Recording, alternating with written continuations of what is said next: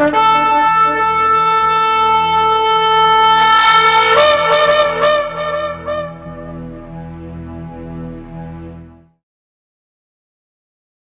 atah Yahweh Eloheinu melech haolam, asher kideshanu b'mitzvotav v'tzivanu, la'asok b'divrei Torah. Baruch atah Yahweh amelamed Torah le'amo Israel, b'shem Yeshua HaMashiach. Amén. Bendito seas Yahweh, nuestro Elohim, Rey del Universo, que nos santificas con tus preceptos, que nos ordenas ocuparnos del estudio de la Torah. Bendito seas Yahweh, que enseñas Torah a tu pueblo Israel, en el nombre de Yeshua el Mesías. Amén. Como decíamos, vamos a dar inicio el día de hoy. Esta noche estamos transmitiendo en vivo para todo el mundo y vamos a iniciar el libro de Job, como se le conoce en hebreo, Job, un libro que lleva el título del nombre justamente de su personaje principal. La tradición judía antigua, aunque no en forma unánime, atribuyó en muchas oportunidades este libro a Moshe. Eso lo registra el Talmud Babli, o conocido también como el Talmud babilónico. En la sección de Baba Batra 14b y 15a dice que Moisés escribió su propio libro y los pasajes referentes a Balaam y Job. Pero esta no es una afirmación concreta, ¿sí? Verídica. De hecho, es rechazada por la mayoría de los eruditos modernos, como también lo fue hace mucho tiempo, Algunos sugieren a Eliau, Salomón y Esdras como posibles autores. Otros simplemente creen que el libro es obra de un autor desconocido, tal vez del tiempo de la época de Salomón o del tiempo de David, o incluso del periodo del cautiverio. Bueno, todas estas afirmaciones que han recibido el amplio apoyo de diversos autores son solamente conjeturas, es decir, carentes de suficiente comprobación, ya sea interna o externa, para que se las acepte sin lugar a dudas. Es muy plausible la tradición que atribuye el libro a Moisés. ¿Por qué? Porque este pasó 40 años en Midian o Madián, lo cual le daría amplios antecedentes que explican ese fuerte sabor arábigo evidente en todo el libro. La formación egipcia de Moshe, para aquellos que no saben, también explica gran parte de las alusiones a la vida y las prácticas egipcias. El cuadro del creador como creador y sustentador corresponde bien con la narración de la creación conservada en otro libro escrito por Moisés. Algunos eruditos no aceptan a Moisés como autor porque encuentran cierta disparidad de estilo, que es un punto importante que vamos a estar hablando también, entre Job y otros libros atribuidos a Moshe. El argumento que se basa en el estilo es débil. O sea, afirmar que Moisés es el autor del libro de Job no excluye la posibilidad de que una buena parte del material hubiera podido estar ya en forma escrita, es decir, redactado, tal vez por el mismo Job.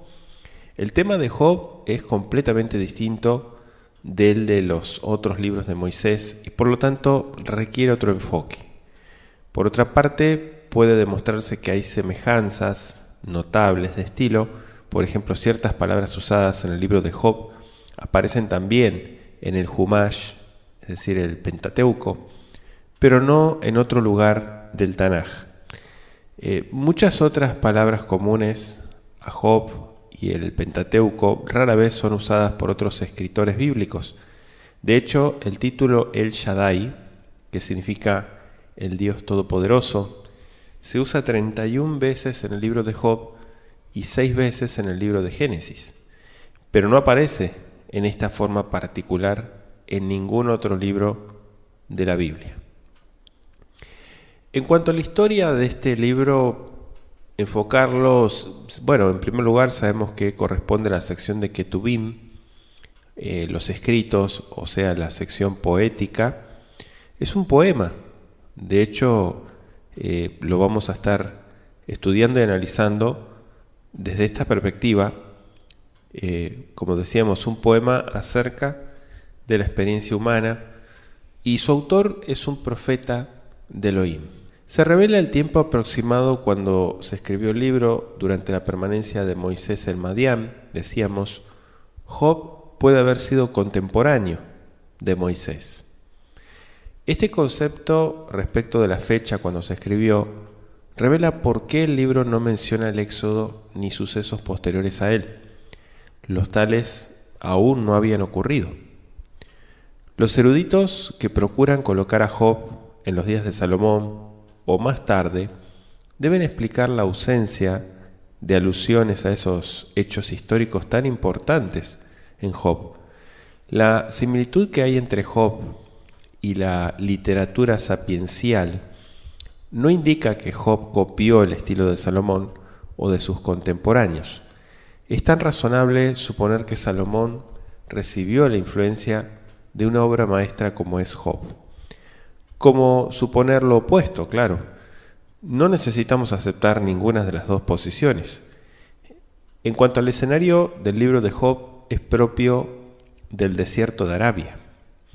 Por extraño que parezca, no es un ambiente israelita. Había adoradores de Elohim fuera de los confines habitados por los descendientes de Abraham. El ambiente no es político, militar, ni tampoco religioso. Más bien Job surge en un marco doméstico propio de su época. Era un acaudalado terrateniente, honrado, amado también por sus compatriotas. No se lo puede identificar con ninguna dinastía o clan dominante. Se destaca como una figura solitaria y majestuosa en la historia, importante a causa de su experiencia personal, más bien que por su relación con su época o sus contemporáneos. Entonces, vamos a iniciar la lectura, ¿qué le parece?, del primer capítulo. ¿Sí? Tienen todos libro de Job. Vamos a dar inicio en la lectura y vamos a estar comentando, analizando acerca de este libro. Muy interesante libro, como decíamos, un libro poético que corresponde a la sección de Ketubim y que tiene mucha enseñanza. El capítulo 1, versículo 1 inicia diciendo: hubo un hombre en la tierra de Uz llamado Job, y era aquel varón perfecto y honrado, temeroso de Elohim y apartado del mal. Y le nacieron 7 hijos y 3 hijas. Su hacienda era de 7,000 ovejas, 3,000 camellos, 500 yuntas de bueyes, 500 asnas y una muy numerosa servidumbre. De modo que este hombre era el más grande de todos los orientales. Sus hijos solían ofrecer banquetes en sus casas, cada uno en su día respectivo, y acostumbraban a invitar a sus 3 hermanas para que comieran y bebieran con ellos. Y ocurría que al finalizar los días del festín, Job enviaba por ellos para purificarlos y, levantándose de madrugada, ofrecía holocaustos por todos ellos, conforme a su número, pues decía Job: quizás mis hijos han pecado contra Elohim y blasfemado en su corazón. Así hacía Job siempre. Llegado el día en que los hijos de Elohim se presentan ante Yahweh, vino también con ellos el acusador.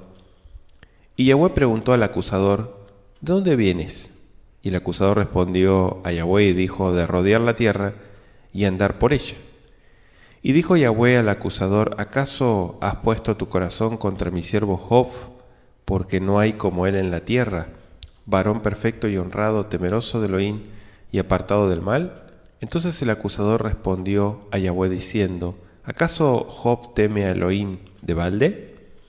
¿No has puesto un vallado en torno a él y en torno a su casa y en torno a todo cuanto posee? Porque has bendecido la obra de sus manos y sus posesiones se desbordan por la tierra. Pero extiende ahora tu mano y toca todo lo que tiene y verás si no te maldice en tu propio rostro. Entonces dijo Yahweh al acusador: he aquí todo lo que tiene está en tu mano, solo que no pongas tu mano sobre él. Y el acusador se retiró de la presencia de Yahweh. Y llegó el día cuando sus hijos y sus hijas estaban comiendo y bebiendo vino en casa del hermano primogénito, que un mensajero llegó a Job y le dijo: los bueyes estaban arando y las asnas pastando junto a ellos, e irrumpieron los sabeos y se los llevaron, y mataron a los criados a filo de espada, y solo yo escapé para darte la noticia. Aún estaba hablando cuando vino otro que dijo: fuego de Elohim cayó de los cielos, que abrazó a las ovejas y devoró a los criados. Solo yo escapé para darte la noticia.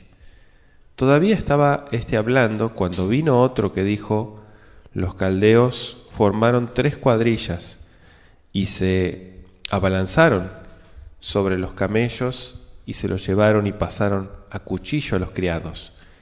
Y solo yo escapé para darte la noticia. Aún estaba hablando cuando vino otro que dijo: tus hijos y tus hijas estaban comiendo y bebiendo vino en casa de su hermano primogénito, cuando he aquí vino un torbellino del desierto que golpeó las 4 esquinas de la casa, la cual cayó sobre los jóvenes y murieron. Solo yo escapé para darte la noticia. Entonces Job se levantó y rasgó su manto y se rapó la cabeza, y cayendo en tierra se postró y dijo: desnudo salí del vientre de mi madre, y desnudo volveré allá. Yahweh dio y Yahweh quitó. Bendito sea el nombre de Yahweh. En todo esto Job no pecó ni atribuyó a Elohim despropósito alguno. Palabra del Eterno. Primer capítulo. Iniciamos con la rectitud que explica, ¿no? La rectitud de Job, sus riquezas, su vida espiritual, su cuidado también por su familia, por sus hijos. Satán, o el acusador, como decíamos, mediante calumnias, obtiene permiso del Creador para tentar a Job. Job pierde sus bienes y sus hijos, se lamenta, pero hay algo que no esperamos: bendice a Elohim. Interesante cómo inicia este poema, decíamos, este capítulo 1. Vamos a dar apertura ya al estudio sistemático desde el hebreo, como siempre. Dice el verso 1: Isha ya be'eretz Utz, Yob shemo be'aya Ishaú, tam be'yashar, bire Elohim besar merá. Este verso 1 nos da una introducción, podríamos decir, a este hombre de la tierra de Utz, que se llamaba Yob. ¿Sí? Yob shemo, dice el texto hebreo. En cuanto a la ubicación geográfica de la tierra de Utz, esta localidad no ha sido identificada con certeza. Según el libro de Lamentaciones, escrito por Jeremías en el capítulo 4, verso 21, según este libro, la tierra de Utz, en la época de Jeremías, equivalía a Edom. Anote eso, un dato interesante. O bien, la hija de Edom moraba lejos del hogar en una tierra que quizá había sido conquistada por Edom. Esto último probablemente es lo correcto, porque en una extensa lista de naciones que habían de sufrir el castigo divino, se registran separadamente la tierra de Utz y Edom. Eso está en Jeremías 25, versos 20 y 21. Sin embargo, los escasos datos bíblicos relativos a los amigos de Job, es decir, Elifaz, Bildad y Zofar, que aparecen en el capítulo 2, parecen indicar que provenían de algún lugar de las inmediaciones de Edom. Por ejemplo, Elifaz era temanita. ¿Sí? Edom y Temán aparecen en una forma que los relaciona estrechamente en la Biblia, ¿no? La tribu de Bildad, que incluía a los sujitas o suitas, probablemente surgió de Ketura, la concubina de Abraham. Buz, de donde procedía Eliú, el cuarto amigo de Job, también está relacionada con Temá, que era la ciudad natal de Elifaz. A pesar de estas evidencias que señalan la región edomita como el lugar de la ubicación de Utz, otros elementos de juicio han inducido a conclusiones diferentes. Por ejemplo, en algunas versiones, en lugar de Utz, dice Ausitiri, que se dice que era una región de la parte norte del desierto de Arabia, entre Israel y el río Éufrates. Gesenius se inclina por este lugar como la Uz de Job y favorece esta teoría su proximidad a Caldea, desde donde vinieron las bandas saqueadoras que se llevaron los camellos de Job. Por otra parte, no podemos basarnos siempre en el testimonio de algunas versiones antiguas puntuales, como cuando afirma en el apéndice del libro de Job que este era uno de los reyes de Edom. Otras tradiciones mantenidas por los árabes ubican a Uz en las cercanías de Damasco. En efecto, una localidad que se halla a 65 kilómetros al sudoeste de Damasco todavía lleva el nombre de Deir Eyub, en árabe, que significa la casa de Job.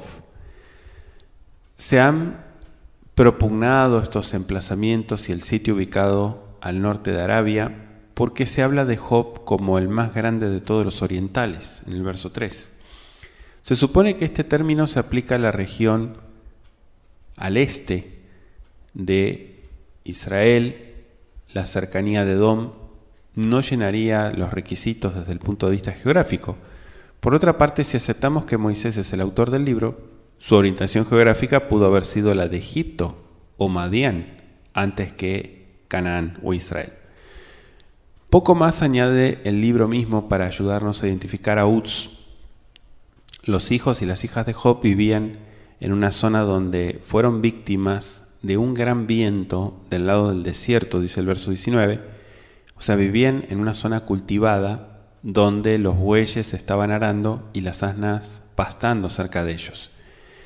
El hogar de Job estaba en una ciudad o cerca de ella, aunque el cuadro es fragmentario, parece corresponder con una zona marginal de granjas y ciudades linderas con el desierto. Una ubicación tal no sería rara en muchas partes del Oriente Próximo. Decíamos que aparece en nuestro verso 1, Iyov Shemó, Iyov, el nombre, ¿no?, en hebreo, algunos consideran como proveniente de la raíz, que significa ser hostil, o sea, tratar como un enemigo.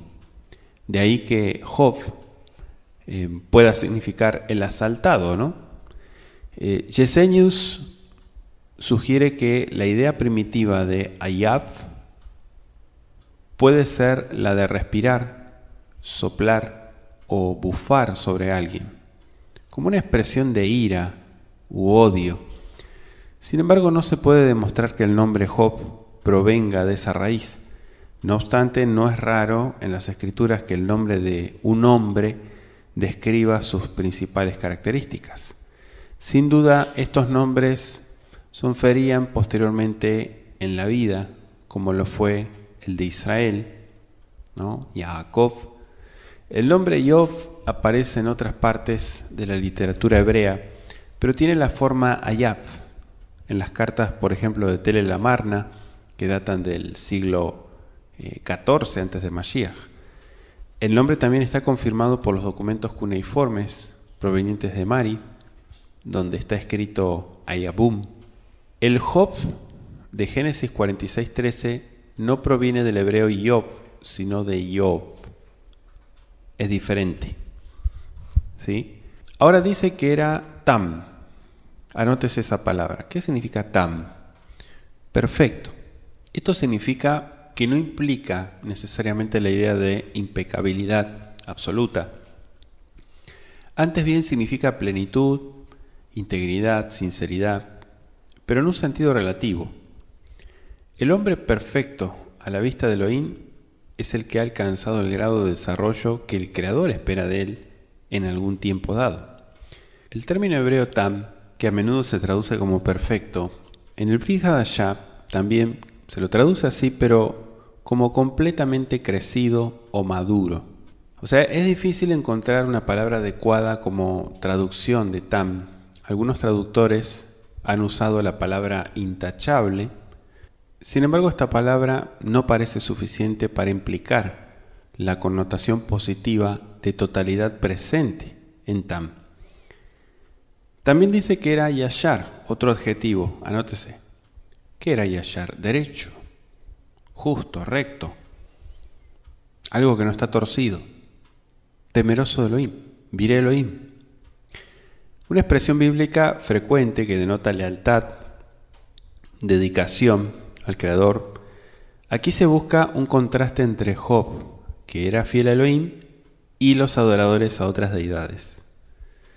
También dice que era apartado del mal. En hebreo dice desviado del mal. La idea es la de evitar el mal apartándose de él como si se tratara de la presencia del peligro. Las 4 ideas incluidas en este primer verso no son repeticiones para impresionar al lector con la idea de que Job era un hombre bueno. Más bien se contemplan mutuamente formando un cuadro total de un personaje descollante. Dice el verso 3, su hacienda era de 7.000 ovejas, 3.000 camellos, 500 yuntas de bueyes, 500 asnas y una muy numerosa servidumbre, de modo que este hombre era el más grande de todos los orientales. O, como diría el texto hebreo, Mikol Benei Kedem, que significa de todos los hijos de Oriente. Una expresión bíblica, ¿no? Vayibikneu shivat alfei tzon, ushloshet alfei gemalim, v'chamesh meot semed bakar, v'chamesh meot atonot, ve'abuda rabba meot, vayhi haish hahu gadol mikol benei kedem. Interesante. Mikne. ¿Qué es el mikne? El ganado vacuno. Justamente viene de esta expresión de la raíz caná, que significa, esto está interesantísimo, adquirir una propiedad. La riqueza del cercano oriente se calculaba mayormente en términos de ganado. Aparece la palabra tzon, que es ovejas, una palabra que se refiere tanto a ovejas como a cabras. Estos animales proporcionan alimento y vestido. Los gemalim, los camellos también aparecen, hacían posible el comercio con regiones lejanas. Las asnas, que eran las bestias domésticas de carga, pero también muchísimos trabajadores, o sea, muchísimos empleados o criados. Estos sirvientes realizaban todo el trabajo. Dice el verso 4, Ve'alehu vanav ve'asu mishte bet ish yomo ve'shalehu be'kareu lishloshet ajoteim le'echol be'lishtot imaem. Sus hijos solían ofrecer banquetes en sus casas, cada uno en su día respectivo, y acostumbraban a invitar a sus 3 hermanas para que comieran y bebieran con ellos. La palabra hebrea para banquete proviene de una raíz que significa beber, por lo que indica una ocasión para beber, lishtot. Muchos habían conjeturado que la expresión, donde dice en su día, puede referirse al cumpleaños, ¿no? O sea, el aniversario de su nacimiento. Lo infieren al texto de Job 3.1, en que se dice que maldijo su día. Otros han imaginado que esos hijos e hijas banqueteaban cada día y que esta descripción es un símbolo de su riqueza. Otros han pensado que se hace referencia a los días de fiesta acostumbrados. Esto puede resolverse con precisión. Dice el verso 5, ocurría que al finalizar los días del festín, Job enviaba por ellos para purificarlos y levantándose de madrugada ofrecía holocaustos por todos ellos conforme a su número. Pues decía Job, quizás mis hijos han pecado contra Elohim y blasfemado en su corazón. Así hacía Job siempre. Habiendo pasado en turno, o dice otra versión, habiendo dado la vuelta o completado el círculo, fíjese que la figura describe un ciclo de días que siguen uno al otro en rotación sucesiva. ¿Qué hacía Job? Los santificaba. O sea, como sacerdote patriarcal de su familia, parece que Job los convocaba para que se presentaran en su casa donde se realizaba alguna clase de ceremonia. Tal vez habrán pecado mis hijos, decía. Sin duda los hijos eran ricos por lo que vivían alegre y despreocupadamente. Debido a su sensibilidad espiritual, Job reconocía los peligros de ellos e imploraba el perdón divino en su favor. Lo curioso es que el pecado que Job temía en sus hijos fue el mismo pecado que él más tarde fue tentado a cometer. O sea, ellos eran tentados por la holgura y él fue tentado por las penalidades. Tal vez habrán blasfemado. Aquí aparece el hebreo baraj, que se traduce más de 200 veces en la Biblia como bendecir. Pero aquí, y en Job 1:11, 2 verso 5, verso 9, incluso en 1 de Reyes 21, 10 y 13, el significado obvio parece ser exactamente el opuesto. O sea, en vez de asignar directamente significados opuestos a baraj, muchos eruditos prefieren considerar su uso aquí como un eufemismo. Otros traducen baraj por su significado habitual de bendecir y traducen Elohim por dioses en lugar de Elohim, Dios, implicando así que los hijos glorificaban falsas deidades. Sin embargo, parece que aquí se quiere decir blasfemar y que Elohim significa el verdadero Elohim. En otras lenguas antiguas, como la egipcia, por ejemplo, también se encuentran palabras con significado exactamente opuesto.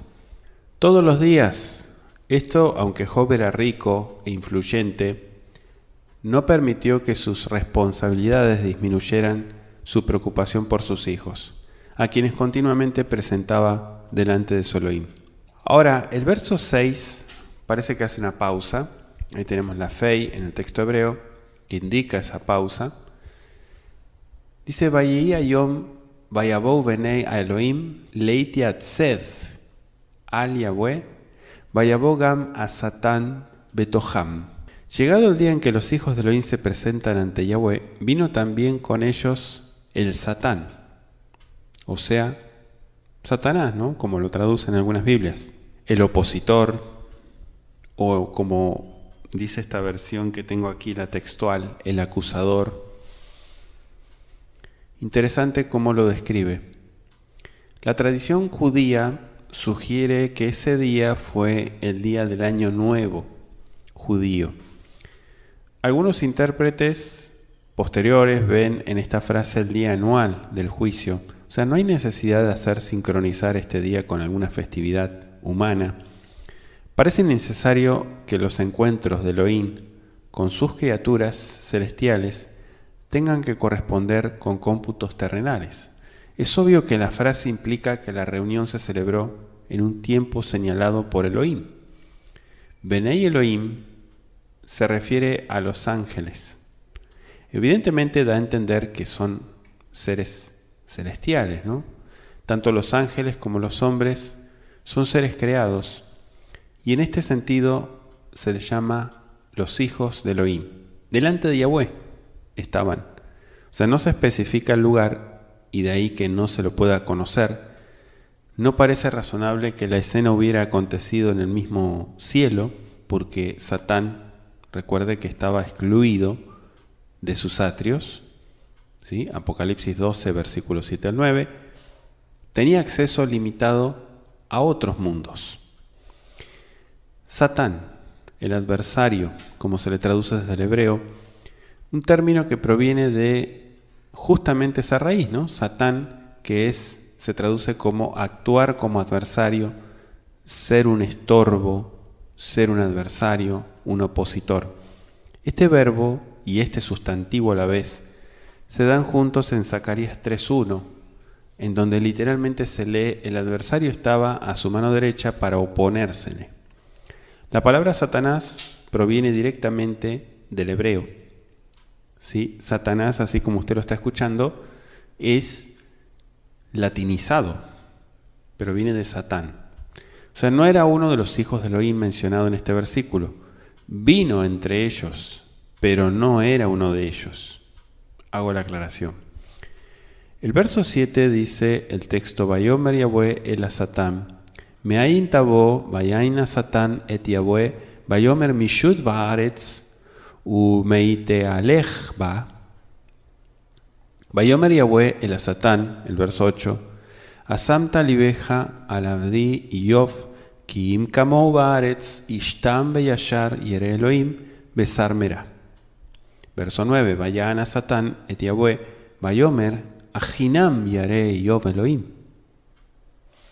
Interesante estos versículos. Acabo de leer del verso 7 al 9. Le preguntó Yahweh al Satán, ¿de dónde vienes? Y él le respondió a Yahweh y le dijo, de rodear la tierra y de andar por ella. Y dijo Yahweh al Satán, ¿acaso has puesto tu corazón contra mi siervo Job? Porque no hay como él en la tierra, varón perfecto y honrado, temeroso de Elohim y apartado del mal. Entonces el adversario respondió a Yahweh diciendo, ¿acaso Job teme a Elohim de balde? Vamos a explicar desde el verso 7. Aparece la expresión hebrea shut, que significa vagar, rondar. Por ejemplo, se usa la palabra para describir la búsqueda del maná en Números, ¿se acuerdan? Cuando también se hizo un censo en 2 de Samuel, en la búsqueda de un buen hombre, en Jeremías 5. Andar es aquí traducido como vagar. Dice 1 de Pedro 5:8, vuestro adversario, el Satán, anda alrededor buscando a quien devorar. El verso 9 dice Hinam, una expresión que también me pareció interesante, de balde, o sea, gratis, por nada, en vano o sin reservas. En Job 2:3 se usa la misma palabra cuando el Eterno le dijo a Satán, tú me incitaste contra él para que lo arruinara sin causa, y otra vez en el capítulo 9:17, donde Job se queja de que Elohim multiplicó sus heridas sin causa, es decir, Hinam, por nada o en vano. Satanás insinuaba que Job servía a Elohim por motivos egoístas, es decir, por el beneficio material que Elohim le permitía acumular como un aliciente y recompensa por su servicio. Procuró negar que la verdadera fe emana del amor y de una apreciación inteligente del carácter de Elohim, que los verdaderos adoradores aman la fe por la fe misma y no por la recompensa, y que sirven a Elohim porque un servicio tal es correcto en sí mismo, y no solamente porque el cielo está lleno de gloria y que aman a Elohim, porque Él es digno de su afecto y confianza, y no solo porque los bendice. El verso 10 dice, ¿no has puesto un vallado en torno a Él y en torno a su casa y en torno a todo cuanto posee? Porque has bendecido la obra de sus manos y sus posesiones se desbordan por la tierra. Aquí le está tocando el materialismo, es lo que estamos observando en esta parte. Satanás menciona 3 entidades bien custodiadas, Job mismo, su casa y sus posesiones.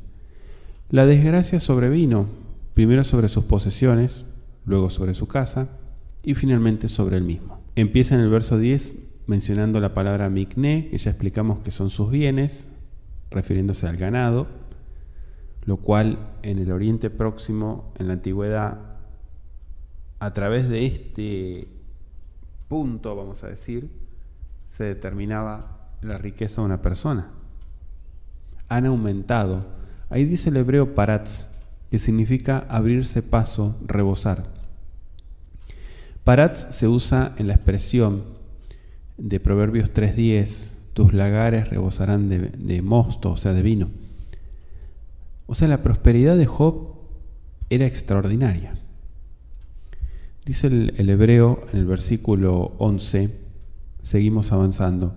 Beulan shelachna yadeja, vega bejol asherlo, imlo al paneja y evarejeja. Pero extiende ahora tu mano y toca todo lo que tiene y verás si no te maldice en tu propio rostro. Ulam.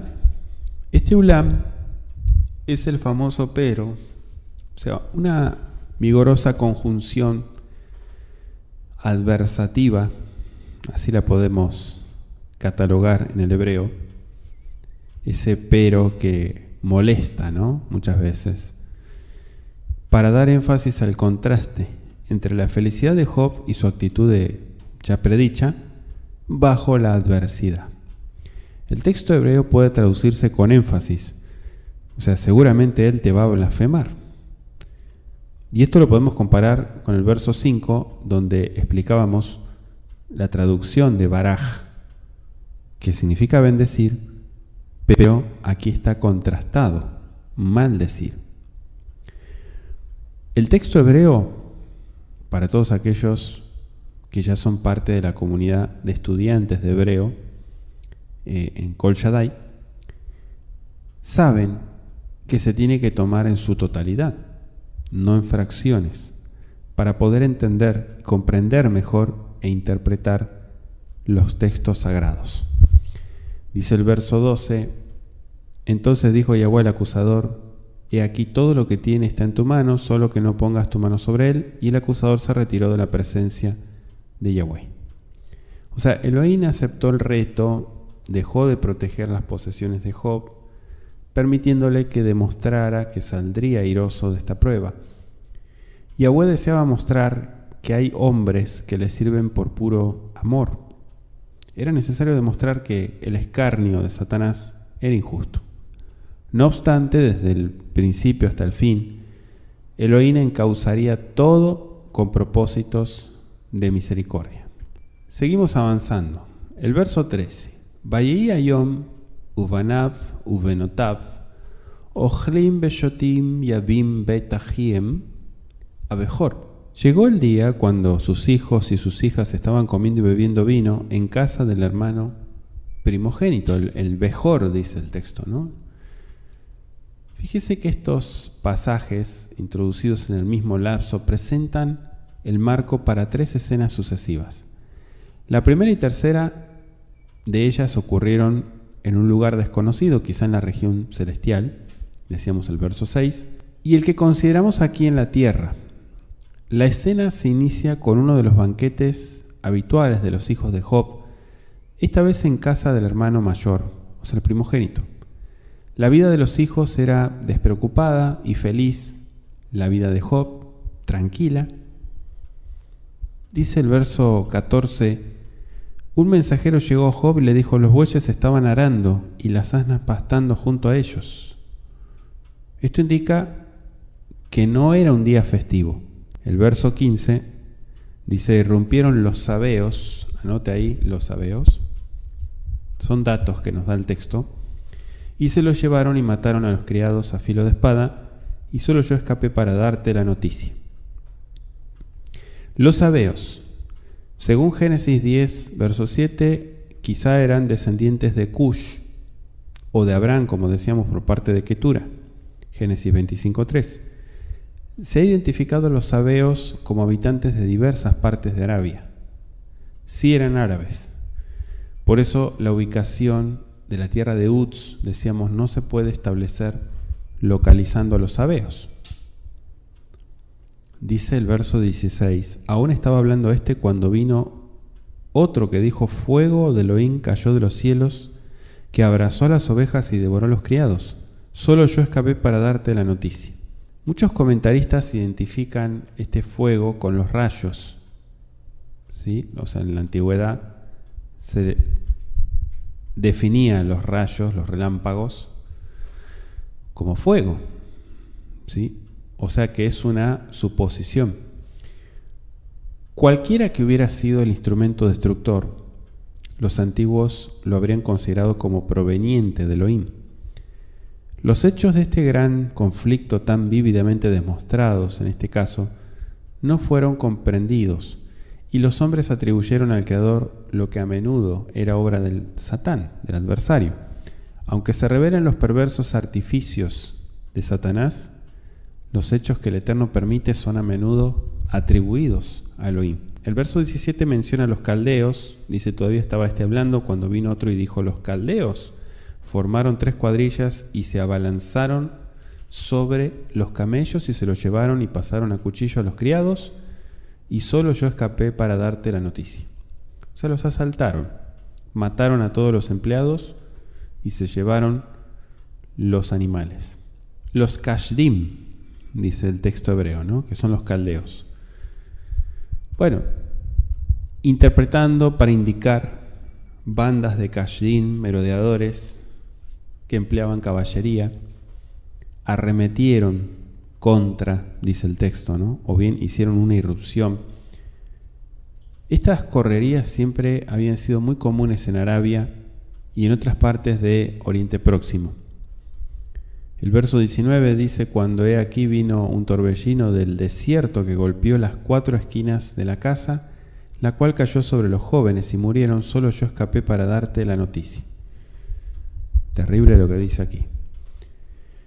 Literalmente, de alén del desierto, es una expresión, o sea, del lado del desierto, que parece describir un viento que barre el desierto y viene con toda su fuerza sobre una región habitada. La primera y tercera de las tragedias fueron perpetradas por depredadores, los sabeos y los caldeos. La segunda y la cuarta fueron producidas por el fuego y el viento. Fuerzas, escúchelo muy bien, que escapan del control humano. Estos jóvenes que dice el verso 19, o nearim, que se traduce como muchachos, este vocablo abarca las edades que van desde la infancia hasta la primera juventud. En Job, nearim se traduce como criados incluso. En el verso 19 incluye a los hijos y a las hijas y a los criados que los atendían. Job no tuvo un respiro para serenarse en medio de sus reveses. Lo doloroso de las tragedias fue acentuado por el implacable ritmo de los acontecimientos. En unos pocos minutos se desplomó su mundo. Dice el versículo 20 en el texto hebreo: Vayakam Yob Vaikra et Meilo Vayagaset Rosho Vaipol Arza Vaishtahu. Rasgó su manto, habitual signo de dolor, ¿no? Adoró, Shahá, o sea, se postró. Job podría haber maldecido a los sabeos, a los caldeos, podría haber maldecido el fuego, el viento, podría haber renegado del Creador que había permitido que ocurriera estas catástrofes. En cambio no, dice el texto hebreo Shahá, que significa adoró, se postró. Y esto lo podemos comparar con el caso de David, en el 2 de Samuel 12:20, quien después de la muerte de su hijo, dice en el texto bíblico que entró a la casa de Yahweh y adoró. El verso 21 dice: y dijo, desnudo salí del vientre de mi madre y desnudo volveré allá. Yahweh dio y Yahweh quitó, bendito sea el nombre de Yahweh. Esto no debe tomarse en forma literal, o sea, es verso y no prosa. Acuérdense que estamos en Ketubim. ¿Qué era Ketubim? Los escritos poéticos. Es tan solo una manera poética de decir que el hombre deja este mundo tan desnudo e indefenso como cuando vino a él. Aquí Job no habla en el lenguaje específico de, no sé, la fisiología, no. Yahweh Natán y Yahweh Lakaj. Esta declaración ha llegado a ser la expresión clásica de la resignación. Desde la caída, Satán siempre ha desacreditado el carácter de Elohim, pero aún ha procurado que sus propias atrocidades se le atribuyeran al Creador. Por eso la gente es muy buena, es rápida para culpar al Creador. Bendito, dice acá, la conducta de Job desmintió dramáticamente las insinuaciones de Satanás. A la pregunta, ¿acaso teme Job a Elohim sin pretender ganancias egoístas? Job contestó sí, mediante su comportamiento. O sea, Satanás quedó perplejo, no se lo esperaba.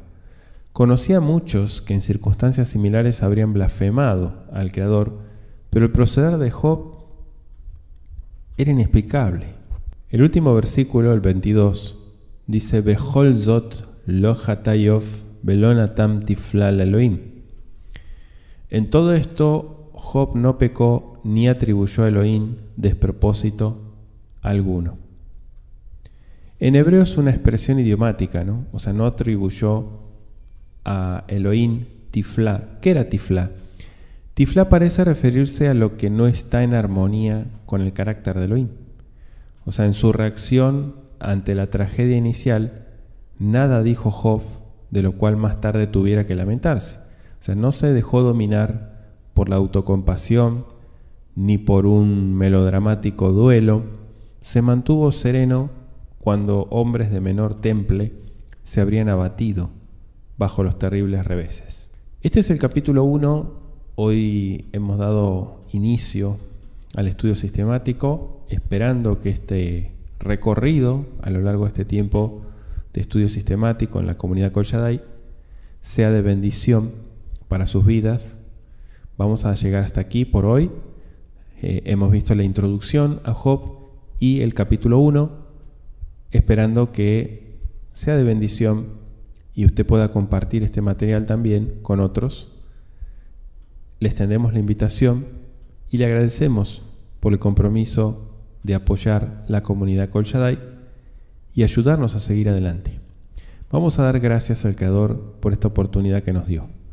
Ribono Shel Olam, amo del universo, te agradecemos por la oportunidad que nos diste de poder analizar juntos este primer capítulo, dando apertura al estudio sistemático de Job desde el hebreo.